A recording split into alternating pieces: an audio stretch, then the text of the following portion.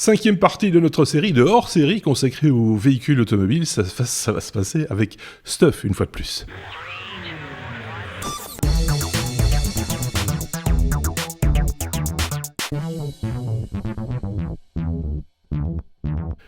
Et on voulait clôturer, mais est-ce vraiment toujours clôturé ? Parce que je pense qu'on aura encore l'occasion d'en reparler dans les semaines, les mois à venir. Hein, Stuff, soyons clairs, véhicule électrique, 5e partie, j'ai envie de dire, il y aura peut-être un 6, un 7, un 8, un 9, même certainement, parce qu'il y a plein. On verra. Mais ça dépend où tu me coupes. C'est ça. Mais ce que je veux dire, c'est même avec nos autres chroniqueurs, il se peut encore que parmi eux, certains fassent l'acquisition ou l'expérience, simplement, d'un véhicule électrique ou autre, et rapportent eux aussi leur petite expérience. Ici, ce qu'on voulait faire pour cet 5e épisode, parce que tu nous avais envoyé quelques liens vers ce que j'ai envie d'appeler des ovnis, parce qu'on les a pas encore vus sur les routes, et ça va arriver, mais ceci dit, Tesla, avant d'en voir sur les routes, on en a aussi entendu parler, donc c'est un petit peu le même schéma. Voilà. Mais avec peut-être d'autres ambitions, d'autres envies, et apparemment ça se passe beaucoup du côté allemand, ce qui tombe bien puisque, je le rappelle, tu vis en Allemagne, donc t'es pas très loin des gens qui produisent des choses dans ce sens-là. Peut-être qu'il y en a d'autres en France qu'on ne connaît pas et qu'on découvrira dans l'avenir, hein, je ne dis pas le contraire, mais ici, en l'occurrence, les deux dont on va parler, c'est en Allemagne, Stuff. Ouais. Je confirme que je suis en Allemagne. Voilà. Je peux aussi faire très très bien l'accent allemand. Et quand je parle allemand, je peux aussi faire l'accent français de France, de Navarre. D'accord. Mais heureusement, je ne l'ai pas. D'ailleurs, pour la petite histoire, quand j'ai décroché, quand Marc m'a appelé au début, je lui ai parlé allemand. Oui, c'est vrai. Voilà. Je l'appelle et il commence à me parler en allemand. Je dis excuse-moi, mais je n'ai pas le décodeur. Voilà.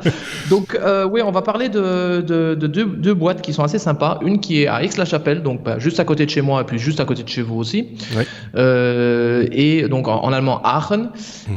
Et une qui est à Munich ou München. Donc celle qui est à Aix-la-Chapelle, c'est la boîte Igo. Donc toi tu as un slide, mais moi j'ai aussi en vrai, en physique ici un catalogue. Donc c'est pour vous dire que la boîte elle n'est pas complètement fausse. Il y a déjà des catalogues depuis quelques années. Il y a une palette de modèles qu'on peut choisir. Il y a même une table vraiment une table de spécifications ici avec toutes les spécifications. Comme pour les vraies voitures. Voilà, comme pour les vraies voitures. Alors, elle a un avantage, entre autres, c'est que quand on parle de voiture électrique, une des premières choses que les gens disent, c'est oui, mais c'est trop cher. Ouais. Eh ben la Igo, on peut déjà la voir à partir de un peu moins de 16 000 euros. Alors évidemment, on pourrait la comparer. T'as dit qu'on parle des Allemands, on pourrait la comparer avec les Français, la Twizy, qui est une voiture dont vous avez probablement déjà parlé. C'est un peu une Twizy on the rocks. D'abord, il faut dire que effectivement, la France c'est un pays super important au niveau électrique parce que la Zoé reste quand même une voiture électrique légendaire et qui d'ailleurs aura une upgrade bientôt pour avoir du CCS. Et la Twizy est quand même un concept sympa. Alors la Igo, c'est un peu plus grand qu'une Twizy quand même. Il y a quand même 4 places dedans. Alors il y en a pas 5 d'abord. Il faut savoir, il y a 4 places, pas 5. Donc déjà pour moi c'est un peu compliqué vu le nombre d'enfants que j'ai. Mais elle a trois variantes. Je vous ai mis la variante la moins chère qui est donc une batterie de 14,5 kWh, pardon, ce qui est alors c'est vraiment pas grand chose. Et effectivement avec cette batterie vous faites 100 km. Donc en gros une consommation assez similaire à ce dont on avait parlé pour la Ioniq ou pour la Kona. Oui. Elle a une limitation de vitesse qui est à 110 km/h, mais c'est pas un drame en soi parce que d'abord c'est pas forcément une voiture avec laquelle on va régulièrement sur l'autoroute. Et même si on irait sur l'autoroute, je pense que si elle arrive à faire 110 km/h, on aura les points de bonus on énervera ceux qui arrivent à du 180 en Allemagne. Ce qui moi personnellement me réjouit toujours assez fortement. Donc elle a évidemment, comme c'est une petite voiture et comme elle a une petite batterie, et elle n'a pas forcément besoin de CCS. En tout cas, pour l'instant, à l'heure qu'il est, elle n'a pas de CCS, donc elle est seulement chargeable en type 2 monophasé. D'accord. Même, si je ne dis pas de bêtises, uniquement 3,7 kW, donc c'est plutôt un truc que tu charges à la maison. À la maison, oui. Tu peux le charger à l'extérieur, heureusement, puisque c'est un type 2 normal. Donc c'est comme le CCS, mais sans le connecteur du bas. Donc voilà, alors elle existe pour le coup en plusieurs couleurs et elle est commandable déjà, mais elle n'est pas encore là. Alors c'est pour ça que tu parlais d'OVNI, l'autre dont on va parler, c'est la même chose. Je ne sais pas exactement quand est-ce qu'elle arrive, mais elle devrait bientôt arriver si c'est pas cette année, l'année prochaine.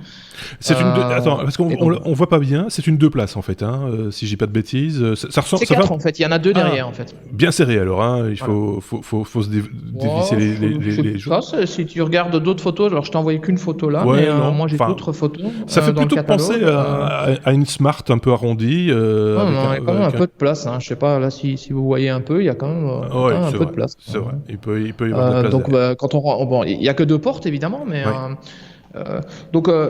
Alors justement, si les gens veulent voir à quoi elle ressemble et qui n'habitent pas trop loin d'Aix-la-Chapelle, sachez qu'il y a un showroom où elles sont toutes.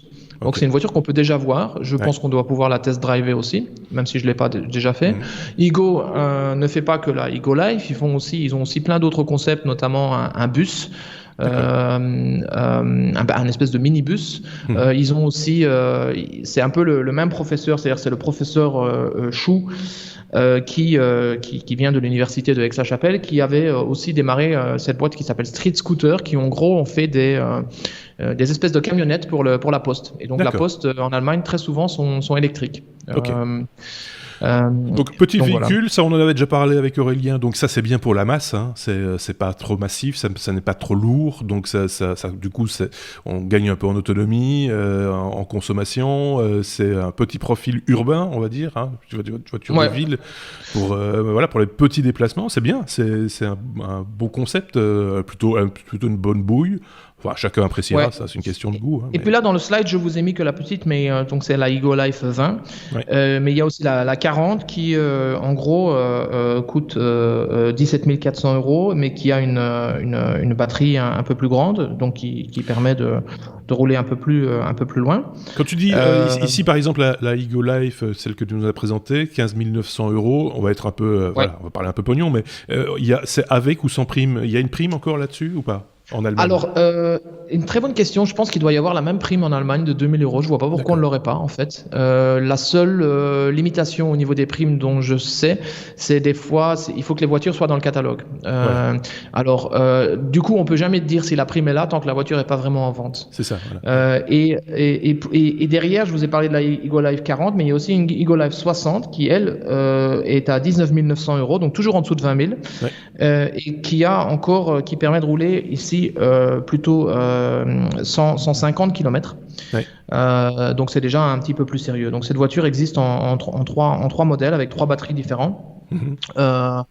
Et comme on le voit, avec plusieurs couleurs différentes, avec aussi des jantes différentes. Alors, ce qui est un peu bizarre, c'est qu'il y a toujours cette option entre les phares halogènes et LED. Alors, je pense que LED, ça devrait être aujourd'hui standard un peu partout. Voilà. Et donc voilà. Et puis c'est vraiment local pour le coup, parce que c'est en tout cas pour moi, c'est vraiment juste à côté de. Et pour un prix, soyons clairs, on n'est pas là pour les vendre non plus, mais quand on voit les niveaux des primes, etc., et ça fait une voiture urbaine à un coût relativement raisonnable versus ce qui existe en essence. Oui, écoute, si la prime de 2 000 €, si ce que je pense s'applique, globalement, tu te retrouves à 13 900, quoi. Donc, c'est quand même pas mal, quoi. Et c'est toujours la même chose, il faut voir pourquoi les gens ont besoin d'une voiture. Si c'est pour aller en vacances une fois par an, il faut pas forcément avoir une Renault Espace, quoi. Tu veux, on peut la louer, notamment. Louer une voiture. Moi, j'ai un ami qui habite à Cologne en ville, il a plus de voiture lui-même et ça fait des années que c'est comme ça. Et maintenant, depuis quelques années, ils ont même un enfant qui a entre-temps, je pense qu'il doit avoir 4 ans carrément, et ils continuent à ne toujours pas avoir leur propre voiture. Quand il a besoin d'une voiture, il va la chercher, il met le siège enfant dedans et ils utilisent la voiture, quoi. Et ça lui revient moins cher que parce que il faut toujours calculer. Je parlais dans le numéro, c'était combien, 3, c'est ça, de ma Caddy. Ma Caddy que je garde pour l'instant, qui a 220 000 km. Je la garde peut-être jusqu'au bout, mais elle continue à me coûter tous les ans une prime. Bien sûr. Une prime de roulage. Entre parenthèses, en Allemagne, il n'y a pas de taxe de roulage pour les voitures électriques. Ça, c'est plutôt sympa pour le coup. C'est plutôt sympa aussi, effectivement. Elles sont gratuites. Donc, autant en profiter. Ce sera peut-être pas toujours le cas. Le jour où il n'y aura plus que de l'électrique. Ce ne sera pas du tout toujours le cas. Même chose avec toutes ces pompes, vous pouvez charger gratuitement. Là, aujourd'hui, je vais partir à un endroit où je vais remplir ma voiture en CCS gratuitement. Dans les supermarchés Aldi, chez nous, par exemple, très souvent, c'est le cas que tu peux charger gratuitement. Alors, je pense que ça, au bout d'un moment, d'une part, ça va se terminer. Et d'autre part, au bout d'un moment, de toute façon, chaque fois que tu arriveras chez Aldi, il y aura quelqu'un qui sera en train de charger. Puisqu'il y aura plus de voitures. L'autre ovni, j'ai envie de dire, que tu avais envie de nous présenter, là c'est encore un tout autre concept, un peu inédit, j'ai envie de dire. En tout cas, je n'en ai pas vu ailleurs. De quoi s'agit-il ? Alors c'est super inédit pour le coup, ça vient de Munich, c'est une petite start-up qui a démarré un truc sur crowdfunding il y a quelques années, qui s'appelle la voiture, c'est un peu perturbant parce que la boîte s'appelle Sono Motors et la voiture s'appelle Scion et c'est non pas une BEV, Battery Equipped Vehicle, comme la plupart, mais un SEV, c'est-à-dire un Solar Equipped Vehicle. Ça se voit pas bien sur la photo, mais si vous regardez un petit peu sur leur site, vous allez découvrir que cette voiture est bourrée de panneaux solaires tout autour. Alors, je te confirme que c'est un concept un peu unique et d'ailleurs, ils ont déposé un brevet là-dessus. Donc, ça veut dire qu'a priori, je ne sais pas si on va le voir dans d'autres, mais voilà, c'était les premiers à avoir cette idée, ce qui est un peu surréaliste parce qu'en fait, on pourrait se dire ça charge pas assez, mais il s'avère que en moyenne, dans une journée avec plein de soleil, vous allez pouvoir charger jusqu'à 37 km de charge. Et même les jours gris, comme aujourd'hui par exemple, le jour où on enregistre c'est très très gris, la voiture tu la laisses dehors, elle va quand même charger 2, 3, 4, 5, peut-être 6 ou 7 km gratos. Est-ce que ça partirait pas par exemple du constat qu'un véhicule domestique de monsieur et madame tout le monde, 80% minimum du temps, reste à l'arrêt, souvent en plein soleil c'est exactement ça. C'est une des raisons pour lesquelles moi je suis très intéressé par la Xeon. Alors évidemment, elle n'a que 5 places et pas 7. C'est toujours mon problème sur lequel je tourne en rond. Mais par contre, la nouvelle version qu'ils ont présentée il y a quelques semaines, donc qui sera la version finale que vous voyez là, est plus grande que le prototype qu'ils avaient. C'est-à-dire elle est un peu plus large et on voit que derrière, donc contrairement à la Igo qu'on montrait avant, il y a 4 vraies portes. Et on voit que derrière les 5 places, derrière le banc de derrière, il y a encore beaucoup de place. Ça ressemble un peu, il y a des gens qui la comparent à une espèce de petite charane en fait. Oui, c'est ça. Sur le format. Alors, le prix, justement, parce que c'est important, alors le prix, ça a un peu surpris les gens au début, parce qu'ils l'ont annoncé à la base à, je crois, 17 ou 18 000 euros sans batterie. En disant que la batterie, parce que vous savez, dans les voitures électriques, il y a toujours cette discussion, est-ce que la batterie vient avec ou pas, ou plutôt, est-ce qu'elle est à moi ou pas. Certaines voitures comme la Zoé, il faut louer la voiture. Moi, personnellement, le concept de louer la batterie, je le comprends pas. Moi, j'achète une voiture, elle est avec la batterie. Moi, mon Ioniq, c'est comme ça. Alors après, ils ont annoncé que avec la batterie, elle serait à 25 500. Donc ça a un peu surpris les gens parce que on venait en dessous de 20 000 et on est passé à 25 500. Elle a une batterie de 35 kW qui est donc plus que mon Ioniq et donc par conséquence elle a un range plus long. Elle fait 250 km et non pas 200 comme mon Ioniq. Donc si on calcule rapidement, on va se retrouver, j'ai pas calculé là, mais on va se retrouver aussi à 14 kW au 100 à peu près. Et elle a, alors au niveau charge, elle a du CCS, ce qui est assez génial. Alors attention, elle a du CCS 50 kW, c'est-à-dire le minimum. Moi, mon Ioniq a du CCS 80 kW et les Tesla peuvent charger jusque 125 kW, je crois. Donc, mais c'est suffisant, je veux dire, elle se charge complètement en une demi-heure. Elle a un type 2 après normal, je veux dire, et on peut la charger aussi à la maison normale. Ça prendra 13 heures, mais de toute façon, comme tu le disais. Et alors, évidemment, l'énorme avantage, c'est que certes, mettre sa voiture à charger quand elle est là et qu'elle sert à rien, bah, c'est sympa, mais il faut le faire. Tandis que là, tu fais rien et elle se charge d'elle-même, quoi. C'est ça. Elle reste devant la porte. Alors du coup, si tu as un garage, t'es mort. Bah, tu la laisses dehors, c'est mieux. Et pas que seulement ça, mais en fonction de où tu la gares, et éventuellement, ce serait plus malin de la garer là où il y a du soleil qui arrive, quoi. Pas juste devant la maison, quoi. On va changer les comportements des gens. Ils se sont toujours démerdés jusqu'à présent pour se garer à l'ombre, pour ne pas avoir à se cuire les cuisses quand ils montent dans leur voiture. Là, maintenant, on va le faire volontairement. Alors, elle a évidemment le même désavantage que la Igo dans le sens où elle n'est pas encore là. Donc, on peut la précommander. Ils ont 10 000 précommandes déjà, ce qui paraît être un petit chiffre si on s'appelle Volkswagen, mais quand on est un petit constructeur comme Sono Motors ou par exemple producteur de téléphones comme Fairphone, qui a vendu, pour rappel, globalement 100 000 téléphones sur 5 ans, c'est assez en fait. C'est assez pour faire vivre une petite start-up. Ils sont pas Volkswagen, ils n'ont pas 100 000 employés. Je sais pas combien ils sont, mais imaginons qu'ils sont 50 ou 100, voilà, c'est suffisant, quoi.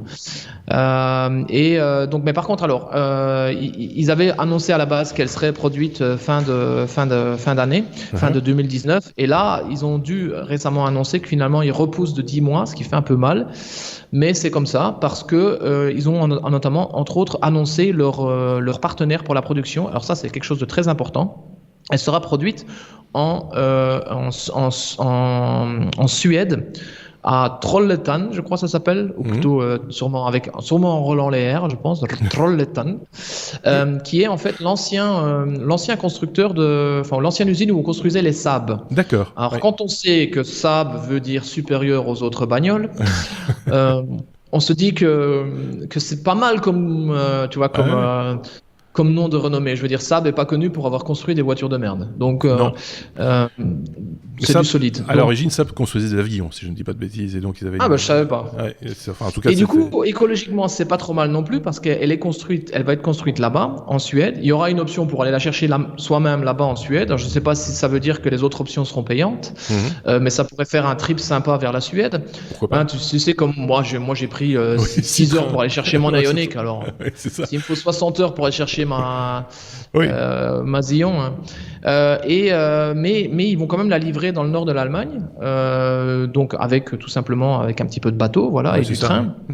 Et donc voilà, donc ça veut dire que écologiquement, elle a aussi une moins grosse trace que quelque chose qui est produit par exemple à Fremont en Californie et qui doit être livré. Donc c'est là où l'usine de Tesla se trouve, doit être livré en Europe, quoi. Parce que ça, évidemment, ça rentre dans le coût global écologique de la production, notamment d'un véhicule. C'est la livraison.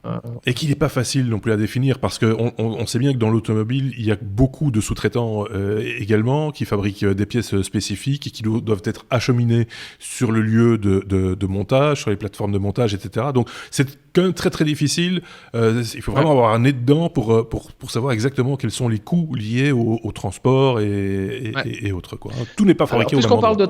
Puisqu'on parle de traces écologiques, un truc très important avec Xeon, qui va se retrouver dans beaucoup d'autres constructeurs aussi, c'est qu'ils construisent en parallèle de leur voiture un système de ride sharing. C'est-à-dire que dès le départ, leur but, c'est pas seulement de vendre des voitures particulières aux gens, mais tu as dit la voiture reste devant et elle fait rien. Mais pendant qu'elle fait rien, justement, on pourrait soi-même proposer sa propre voiture à location à d'autres. Et à l'inverse, ils se disent par exemple les test drive, si tu veux tester la voiture, c'est simple, tu la loues pour une journée, tu fais un test, tu vois, au lieu de... Donc il faut voir aussi que ce qui est intéressant, c'est que aussi écologiquement, cette voiture n'a pas de peinture. Elle n'a pas de lac, parce qu'en fait, la carrosserie est en polymère. En gros, c'est du plastique. Toute la carrosserie est en polymère. Vous avez pu voir qu'elle est en noir. Ne me demandez pas qu'est-ce qu'il y a comme autre couleur. Il n'y en a pas. C'est un truc que je trouve génial chez Xeon. Quand vous voyez une Xeon, c'est la Xeon que vous aurez. Parce qu'il n'y a qu'un seul modèle. Il y a une seule et unique option dans la Xeon, c'est si tu veux un attache-remorque ou pas. Parce que pour la petite histoire, le truc a un attache-remorque, ce qui est quand même pas mal. Et donc... c'est un peu fou d'ailleurs même. C'est assez surréaliste. Oui, parce que pour un véhicule électrique, du coup, on augmente largement la masse à déplacer. Alors évidemment, oui. Pour le coup, évidemment, si tu tires, derrière des chevaux, tu vas peut-être faire 20 km. Mais ça peut régler ton problème de place, par contre. Oui, c'est vrai ça. Je peux les mettre derrière, c'est vrai. Mais non, alors ça c'est un truc qui est génial. L'autre truc qui est génial, c'est qu'ils ont tout un système qu'ils appellent Resono, c'est-à-dire où ils vont vendre les pièces. Pour la majorité des pièces qui sont pas pour des raisons de sécurité des pièces très importantes, ils vont les vendre à part, c'est-à-dire que si tu casses un morceau de carrosserie, tu pourras racheter la pièce et la remettre toi-même. Vraiment à la mode de Fairphone. Oui, c'est ça. Encore une fois. Modulaire, quoi. C'est très Fairphone, très modulaire à ce niveau-là. Ils ont un truc assez particulier. Ils font plein de choses très différentes. C'est que cette voiture, non seulement tu peux la charger, mais tu peux aussi la décharger. C'est-à-dire qu'ils ont un port type 2 entrée, mais ils ont un port type 2 sortir. C'est-à-dire que tu peux charger une autre voiture, une autre Xeon ou une autre voiture avec ta voiture. Et aussi, ils ont une prise normale, 220 volts, là au même endroit, c'est-à-dire que tu peux brancher ta scie sauteuse sur ta voiture. Ah oui, d'accord. Donc elle fournit autant d'énergie qu'elle. Enfin, c'est vraiment un concept. En 220 volts normal, voilà. Donc c'est vraiment cool à ce niveau-là. Ils font plein de choses différentes. C'est pour ça que je les aime vraiment bien. Et que je pense que je vais probablement craquer puisque pour l'instant je vois pas d'option à cette place. On le sent quand Steph est sur le point de craquer, il en parle un peu plus, il était un peu plus volubile, et donc voilà. Je l'ai pas pré-réservé la Scion encore, même s'il n'y a pas de risque parce que derrière la pré-réservation n'engage rien. Oui, c'est ça. Oui. J'ai quand même envie, je l'ai jamais conduite moi-même. J'ai quand même acheté une voiture que t'as pas conduite, c'est quand même un peu bizarre. C'est toujours un peu bizarre, effectivement.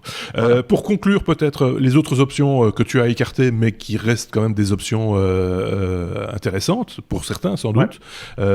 Avec des véhicules par contre qu'on connaît mieux, qui sont moins des monstres. C'est ça, et c'est un peu des monstres, il faut bien le reconnaître. Enfin, c'est pas tous des monstres, hein. Je veux dire, quand je parle d'écologie, si je vous présente la Rivian, vous allez tous être morts de rire évidemment, parce que ça c'est deux choses différentes. Mais il faut voir que si je veux mettre tous mes enfants, c'est vraiment une des options à laquelle j'avais pensé, mais que je pense que ça se fera pas parce que écologiquement c'est pas possible.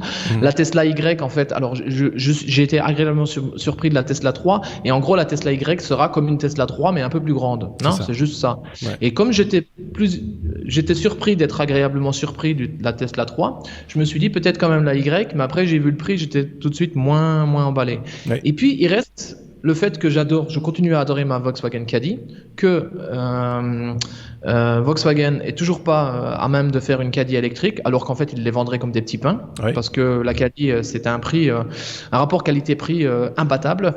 Mais il y a la Volkswagen Buzz ou Buzz, qui fait penser au transporteur, hein, qui a la ligne, on va dire, de l'ancienne camionnette des années 70. En fait, il a la ligne de la Caravelle d'origine, entre guillemets, des années 60-70, hein, vraiment, et c'est voulu.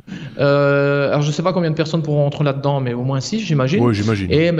Mais là, même chose, il n'y a pas de prix, il n'y a pas de... Et quand tu vas voir chez Volkswagen et tu le parles de voiture électrique, t'as l'impression que tu peux parler à des murs, c'est la même chose. Ils vendent, certes, il y a une e-Golf, mais honnêtement, ils sont pas très très emballés et c'est un peu triste. Alors, par contre, il faut préciser qu'on a parlé de la e-Go. Elle sera construite, si j'ai bien compris, sur base de ce qu'on appelle le châssis Volkswagen ID. J'ai pas tout compris, mais en gros, ça veut dire que Volkswagen a mis tout en place un espèce de framework, si tu veux, si je parle un peu comme un développeur, sur lequel beaucoup d'autres voitures vont se baser. D'accord. Donc, c'est pas comme si Volkswagen ne faisait rien. Tout le monde sait que Volkswagen fait quelque chose. C'est juste que ils sont pas très rapides. Ils démarrent comme des moteurs diesel. Puis ils le font peut-être pas en leur nom aussi. Ils préfèrent aider des petites structures pour tâter le terrain, comme on dit, pour peut-être incuber quelque chose de neuf, mais sans prendre trop de risques à distance. C'est une méthode prudente, quoi. Ouais, et puis il va falloir aussi apprendre toute une culture de société. C'est quand même beaucoup de gens qui sont avec des moteurs à explosion dans leur tête, hein, donc contrairement à Tesla ou Sono Motors, qui sont des gens qui sont arrivés pour la plupart vraiment dans l'électrique, tu vois. Donc voilà, il va falloir que les idées changent. En tout cas, on vit des périodes assez intéressantes à ce niveau-là. Et on n'oubliera jamais de préciser que encore mieux qu'une voiture électrique, c'est de ne pas avoir de voiture. Si on en a pas besoin. En général, il y a des espèces de grandes voitures qui sont électriques aussi, qui s'appellent les trains. Oui. Alors je dis ça, alors que devant chez moi, il y a toujours un train au diesel qui passe. Hein, mais bon. Oui, c'est ça. Oui. C'est autre chose, ça. Mais voilà, si les transports en commun peuvent être développés, ça fera que les gens auront moins de voitures, ou au moins essayer, si possible, de n'avoir qu'une seule voiture par famille. Ou une voiture pour 2, 3, 4 familles, parce que finalement, c'est vrai que comme on le disait, la voiture partagée, ça peut être aussi un angle intéressant, puisqu'on le sait, la voiture dort, on va dire, devant notre porte pendant un bon bout de temps pendant la journée. Peut-être que d'autres en ont besoin, peut-être que d'autres pourraient rouler avec. Enfin, voilà, il y a plein de choses qui existent déjà, hein, qui sont en train de se mettre en place. Le problème, c'est que la dernière chose dont on a besoin, c'est d'avoir plus de voitures sur les routes. Voilà, c'est ça. Parce que donc je veux bien que tout le monde remplace sa voiture à moteur à explosion par une voiture électrique, mais pas par 2 voitures électriques. C'est ça. C'est une question de choix, une fois de plus, et puis voilà. Ça fait pas vroom vroom, mais ça fait quand même des fois du plaisir aussi quand on a un alors ça, c'est rigolo parce que quand je joue avec mon petit et qui joue à la voiture, souvent je lui fais alors on va faire la voiture brum brum brum, et après je me surprends, je me fais moi-même non, en fait non. Maintenant, on peut plus. On va pas faire vroom vroom. Et alors, pour terminer là-dessus, il y a, je pense que j'en avais déjà parlé une fois, mais il y a un système. Alors, j'ai une touche sur l'Ioniq qui va être une obligation sur tous les véhicules, qui s'appelle le Virtual VESS, Virtual Engine Sound System. Et en gros, c'est un truc qui fait du bruit. La voiture fait bzzz, et il y a une loi en Allemagne, c'est vraiment une loi à la con, qui, à partir du 1er juillet, va faire que toutes les voitures électriques devront faire un bruit, un faux bruit. Pour la sécurité, sans doute. Ça, parce que pour la sécurité. Alors moi, ce que je dis, c'est qu'il faudrait que les gens s'habituent. Ça va prendre 2-3 générations. Il y a 4 ou 5 personnes qui vont mourir sur les rues, mais on s'en remettra. Oui, mais en même temps, est-ce qu'il y en aura plus ou moins que de gens avec le nez collé au smartphone? Tu vois, voilà. Parce que, voilà. Alors, ce que je veux dire, c'est qu'il faut qu'on arrête d'associer le bruit à la mobilité, quoi. Oui, je veux dire, voilà, s'il y a des conducteurs de moto qui sont tristes de ne plus entendre leur moto, qui mettent un casque avec des bruits dans le casque. Parce que, comme ça, ils ont les bruits que pour eux, en fait. Oui, parce que quand tu parlais de générateur de son virtuel pour la voiture, ça pourrait être aussi un galop de cheval, par exemple. Pourquoi pas, puisque tu vois. Non, moi, je suis sûr, à un moment donné, on va vendre des sonneries comme pour les téléphones mobiles. Ça, la voiture pourra sonner différemment. Oui, parce que c'est vraiment, c'est rigolo, mais techniquement, c'est vraiment un haut-parleur avec un son MP3 qui est joué, quoi. Oui. On en parlait il n'y a pas tellement longtemps, justement, avec les vélos. Tu peux mettre aussi des cartes à jouer. Hein. On mettait, tu vois, sur les rayons, on mettait des cartes à jouer avec des pinces à linge. Ça peut le faire aussi. Je sais pas s'ils font encore ça, les gamins, aujourd'hui. Non, ils roulent plus à vélo. Ah merde, j'avais oublié ça. Ou alors en vélo électrique. Voilà. Et d'ailleurs, pour conclure, j'étais en vacances il y a quelques semaines dans une région assez montagneuse et j'ai jamais vu autant de vélos électriques de ma vie. Alors, il y a je dis, ma politique à moi, c'est vélo électrique, si tu as plus de 80 ans, j'accepte. Mais si tu as encore la capacité physique toi-même de pédaler toi-même, c'est mieux quand même. On va pas ouvrir un débat là-dessus, mais c'est clair qu'une ville n'est pas l'autre. Et quand tu prends Namur, par exemple, que tu connais sans doute un peu en Belgique, c'est quand même une ville assez pentue, etc. Je pense que l'assistance électrique a permis à des gens qui ne faisaient plus de vélo du tout de s'y remettre et leur a remis le pied au pédalier, si tu veux. Après, on n'est pas obligé d'habiter à la citadelle. Hein. Non, on est bien d'accord. Mais si ça peut permettre aux gens, justement, et je reprends l'expression, de remettre le pied au pédalier plutôt que de prendre la voiture, je préfère ça. Hein. Soyons très clairs. C'est sûr que ça consomme moins qu'une voiture. Ça, voilà, donc c'est plein de paramètres comme ça. Quand tu vois les vélos cargo, tu vois, dans lesquels tu peux mettre de transporter du matériel ou voire même tes enfants, etc. Si t'as pas les mollets pour pousser ce machin-là, il faut quand même une petite assistance électrique qui est bienvenue. Et il y a un énorme avantage avec les vélos. C'est que quand on est en vélo ou quand on est à pied, on regarde autour de soi, on découvre le paysage. Même s'il est assistance électrique. Donc, quand tu vois dans une ville avec les feux rouges, les machins, etc., le nombre de fois que tu dois t'arrêter et redémarrer, je pense que si ça peut aider les gens et dire, bon, ben voilà, c'est pas un truc, c'est pas une contrainte, le vélo, c'est un plaisir, tant mieux, quoi. Ouais. Voilà. Pour terminer une nouvelle fois sur Sono, je viens de me rappeler que sur Sono Motors, ils ont un truc assez sympa, c'est qu'ils font travailler la communauté énormément. À l'époque, quand ils avaient des prototypes, ils avaient un prototype blanc et un prototype noir. Ils avaient dit on veut qu'une seule couleur, laquelle? Les noirs ont gagné.